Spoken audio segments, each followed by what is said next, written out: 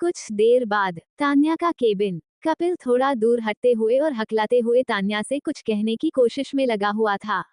क्यों? क्योंकि तान्या लगातार उसके पास और पास आती ही जा रही थी। कपिल तो इतना नर्वस हो रहा था कि उसका मन ऑफिस छोड़कर भागने का हो रहा था। इसी बीच तान्या कपिल को घूरते हुए बोली, क्या मैं कोई भूत हूँ जो तुम मुझसे दूर भाग रहे हो? मैं तुम्हें खा नहीं जाऊंगी। फिर मन में बोली, वैसे मन तो कर रहा है, पर तुम खाने का मौका ही नहीं देते खुद को। वहीं कपिल तान्या की बात सुन हल्का कपकपाकर तान्या से बहाना बनाते हुए बोला, मैडम ऐसा नहीं है, मुझे बस ठंड लग रही थी और कुछ नहीं। उसके अजीब से बहाने पर तान्या अपनी आंखें घुमाती है। बाहर ठंड की वजह से एसी तो उसने चालू ही नहीं की थी और हीटर में ठंड लग ही नहीं सकती। फिर कपिल को ठंड आखिर महसूस कहाँ हो रही थी। तान्या मन ही मन बोली, ओह सिली बॉय, तुम सच में मासूम हो। तुम्हें तो ढंग से बहाना भी बनाना नहीं आता, बुद्धू। वहीं कपिल तान्या के इन विचारों से अनजान वहां से भागने की तैयारी में था। वह बोला, मैडम मैं सिर्फ यहाँ आपको बताने आया था कि कैंडिडेट्स इंटरव्यू देने आ गए हैं। मैंने उन्हें बाहर बिठा दिया है। क्या मैं उन्हें अंदर भेज दूं? तान्या कपिल को वहां से फरार होने की तैयारी में देख शरारती मुस्कान के साथ बोली, तुम मैराथन भागने की तैयारी में हो क्या? अगर हो भी तो भूल जाओ। नए लोगों को तुम्हें ही सेलेक्ट करना है। मुझे क्लाइंट के साथ डिनर पर जाना है। सो हैंडल इट, वरना कल का डिनर तुम्हारा मेरे साथ होने वाला है। फिर डिनर के बाद हम दोनों। अपनी बात को आधे में छोड़कर फिर थोड़ा रुककर तान्या उसे आंख मारकर कहती है, बाकी आगे तो तुम खुद ही समझ जाना। तान्या की बात पर कपिल हैरानी से उसे देख रहा था। वह उसकी बात पर बुरी तरह झेप गया था। तभी वह हैरान होते हुए बोला, पर मैडम मैं कैसे? इंटरव्यू तो आप लेने वाली थी। क्यों? तुम्हें नहीं पता कि इंटरव्यू कैसे लेते हैं? जहां तक मुझे याद है तुम तो टॉपर थे न शायद। वो स्कॉलर डिग्री सही तो थी ना? तान्या उसे ऐसे घूर रही थी जैसे कपिल ने सच में जाली डिग्री बनवाकर धोखा दिया हो। कपिल उसकी शक भरी नजरों से सकपका गया और फटाक से बोला, हाँ मैडम मैं टॉपर ही हूँ और डिग्री भी सही थी, पर इंटरव्यू। तान्या उसकी बात आधे में काटते हुए और उसकी सारी बातों पर विराम लगाते हुए बोली, नो इफ नो बट। चुपचाप इंटरव्यू लेकर मुझे इन्फॉर्म करो। आरू के लिए नया सेक्रेटरी कल तक मिल जाना चाहिए। इतना कहकर तान्या धीमी मुस्कान के साथ कपिल को देखने लगी। उसकी ऐसी हालत देखकर तान्या को मन ही मन बहुत हंसी आ रही थी। वहीं कपिल तो सोच में खोया हुआ तान्या के केबिन से बाहर निकल गया था। तान्या जब अपनी हंसी कंट्रोल नहीं कर पाई तो जोर जोर से हंसने लगी। वो उसी तरह हंसकर ताली बजाते हुए बोली, हा हा हा, वाह, क्या कार्टून जैसी शक्ल बनाई थी क्यूटी ने। सच में उसे तंग करने में तो मजा ही आ जाता है। वहीं उसकी हंसी से अभी अभी केबिन में आया व्यक्ति उसे घूर कर देखने लगा था। दूसरी तरफ आरोही जल्दी में अपने केबिन से बाहर निकल रही थी। उसका केबिन सबसे अलग बना हुआ था, जहां आना किसी के लिए आसान नहीं था।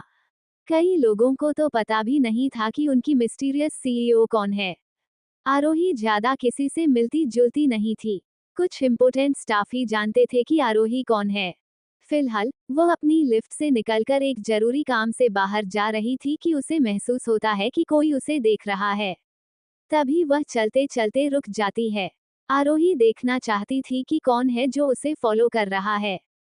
वह इंसान जो उसे फॉलो कर रहा था, जब देखता है कि आरोही रुक गई है, तो उसे समझ आ जाता है कि आरोही को उस पर शक हो गया है। वह मन ही मन कहता है, स्मार्ट लेडी, इतनी जल्दी समझ गई कि कोई इसके पीछे है। अगले ही पल वह किसी को मैसेज करता है और वहां से निकल जाता है। आरोही को भी जब अपने आसपास कोई आहट महसूस नहीं होती तो वह पीछे मुड़ती है और भागकर उस जगह पर जाती है जहां थोड़ी देर पहले उसका पीछा करने वाला शख्स खड़ा था। अब वहां कोई नहीं था। आरोही सोचते हुए मन में कहती है, ये कौन है जो मुझ तक पहुंचना चाह रहा है? वह अपना फोन निकालती है और मनु को कॉल करके कहती है, मेरा कोई पीछा कर रहा था। Find that person. Yes boss, Manu ने आरोही की बात का जवाब दिया। आरोही अपने सिर पर हाथ रखते हुए मनु से अगला सवाल करती है, क्या उस गोली चलाने वाले ने कुछ बताया कि उसका बॉस कौन है? नहीं बॉस, अब तक कुछ पता नहीं चला है। और बॉस, उसने पॉइजन खा लिया है। मुझे नहीं लगता कि कल तक वह बच भी पाएगा, मनु बोला। तुम लोगों की इतनी बड़ी टीम क्या काम कर रही है? ज्यादा टाइम वेस्ट मत करो। उसे जहर का एंटीडोट दो और उससे कैसे भी करके कोई सुराग निकलवाओ, आरोही इतना कहकर फोन रख देती है। वह इस समय काफी इरिटेटेड महसूस कर रही थी। योजक चिन्ह योजक चिन्ह योजक चिन्ह। वहीं दूसरी तरफ तान्या के केबिन में तान्या मुंह फाड़कर हंस रही थी और उसे इस तरह हंसते हुए देख कोई उसे अजीब तरह से घूर रहा था। तान्या को जब महसूस होता है कि कोई उसे देख रहा है तो वह सामने देखती है। उसे अपने सामने रचित खड़ा दिखता है। ये है रचित सबरवाल। रचित माथुर इंडस्ट्री का एक पुराना क्लाइंट और तान्या और आरोही का दोस्त है। माथुर इंडस्ट्रीज और उसकी अपनी ऑफिस की आधी लड़कियां उसके आने से बस उसे घूरने लगती थीं। अभी रचित तान्या को पागलों की तरह हंसते हुए देख घूर रहा था क्योंकि उसने कपिल को डरा हुआ बाहर भागते हुए देख लिया था। रचित जानता था कि तान्या कपिल के पीछे पड़ी है, पर कपिल उससे दूर दूर ही रहता था। अब तूने उस बेचारे को कैसे डरा दिया? और तू ऐसे ड्रैकुला की तरह मुंह फाड़े क्यों हंस रही है? पता है कितनी डरावनी लग रही है। अभी डर के मारे मेरी ऊपर की टिकट कट जाती, रचित तान्या का मजाक उड़ाते हुए बोला। रिची रिच, तुझे आरू के अलावा सारी लड़कियां डरावनी ही लगती हैं, जबकि वही सबसे ज्यादा डराती है। देखना, वही तेरी ऊपर की टिकट कटवाएगी, तान्या रचित से बोली। रचित बोला, तान्या देख, इतने बड़े एम्पायर की वाइस प्रेसिडेंट मेरे हाथों पिटती हुई अच्छी नहीं लगेगी, इसलिए फालतू बकवास करना बंद कर और आरू के नाम से हला नहीं कर। अभी उसने सुन लिया तो मेरी बैंड बजा देगी। तान्या पेट पकड़कर हंसते हुए कहती है। हा, वाह वाह, मेरी आरू ने हर जगह अपना खौफ बनाए रखा है। सबरवाल ग्रुप का राजकुमार किसी से इतना डरता है? किसने सोचा होगा? तेरे एम्प्लॉइज तुझे ऐसे डरता हुआ देखेंगे तो क्या सोचेंगे? तान्या अब रचित को अपने पास बढ़ता देख दूर भागने वाली थी। रचित तान्या के पीछे उसे पकड़ने के लिए दौड़ते हुए बोला। तान्या, खबरदार तूने ये बात किसी से कही तो, you know it's a secret. वो हिटलर वुमन मेरी क्लास लगा देगी अगर उसे अभी पता चला तो। तान्या रचित से बचने के लिए भागते हुए बोली। कब तक सीक्रेट बना कर रखेगा? किसी दिन उसे कोई और उड़ा जाएगा इस सीक्रेट के चक्कर में। रचित उसकी बाह पकड़कर उसे रोकता है और स्टाइल से कहता है, ऐसा कुछ नहीं होने वाला। इतने हैंडसम लड़के को छोड़ वो किसी और को क्यों चुनेगी? तान्या चिढ़ते हुए बोली, हैंडसम कौन? तुझसे ज्यादा हैंडसम तो मेरा सेक्रेटरी है। हाय, तूने उसकी स्माइल देखी है कभी? उसकी एक स्वीट सी हंसी में ही मैं घायल हो जाती हूँ यार। तान्या कपिल को इमेजिन कर उसके ख्यालों में खोने ही लगी थी कि उसी समय कपिल दरवाजे पर आ जाता है। रचित ने आते समय दरवाजा खुला छोड़ दिया था और कपिल चुने हुए कैंडिडेट्स की अपडेट तान्या को देने आया था, तभी उसने यहाँ आते हुए तान्या की आखिरी की बात सुन ली। तान्या के मुंह से इतना सब सुनकर कपिल की आंखें तो बड़ी बड़ी हो गई थी। वो झेपते हुए वहां से जाने को तैयार ही था कि तान्या की नजर उस पर पड़ गई और वो उसे रोकते हुए बोली, स्टॉप देयर, बिना बताए कहाँ जा रहे हो? कपिल जो अभी लगभग बच ही जाता वो खुद को पकड़ा जाने पर मन ही मन बोला, हाय, बचपन में पापा के कहने पर स्पोर्ट्स में ध्यान दे दिया होता तो आज पक्का बच निकलता। फिर वो तान्या की तरफ देख बतिसी दिखाता हुआ बोला, जी बॉस, वो मुझे कहना था कि मैंने इंटरव्यू ले लिए हैं। सेलेक्ट किए हुए लोगों के डाटा आपको मेल भी कर दिया है। ओके क्यूटी, तान्या बोली। अब इससे पहले वो कपिल को कुछ और कहती कपिल ऑलरेडी वहां से 9-2-11 हो गया था। उसके गायब होने की स्पीड से तान्या और रचित दोनों ही भौचके थे। तनु, ये इतना जल्दी हाथ नहीं लगने वाला, रचित कहता है और वो हैरान होता हुआ अभी भी बाहर की तरफ है देख रहा था।